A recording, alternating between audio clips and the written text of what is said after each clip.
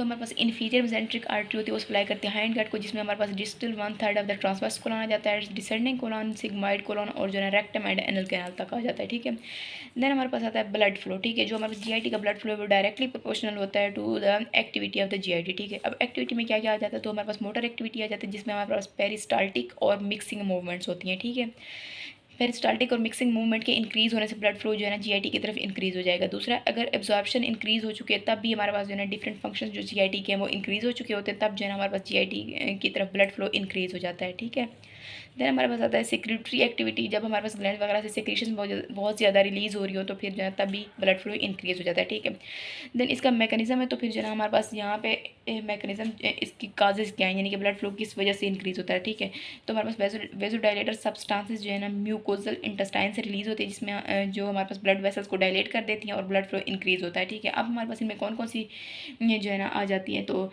इसमें सीसी की आ जाता है, वेजो एक्टिव गैस्ट्रन सेक्रीटन और जो है वीआईपी एक्सेट्रा वगैरह जो है ये आ जाती हैं। ठीक है, इसके अलावा दूसरा जो है ना वेजो डायलेटर सब्सटेंसेस रिलीज होती है फ्रॉम द जीआईटी। ठीक है, इसमें दो काइनन्स होते हैं, ब्रेडिकाइनन और कैलिडियन। ठीक है, ये जो है ना दोनों हमारे पास ब्लड फ्लो इंक्रीज करवाती हैं वेजो डायलेशन के थ्रू।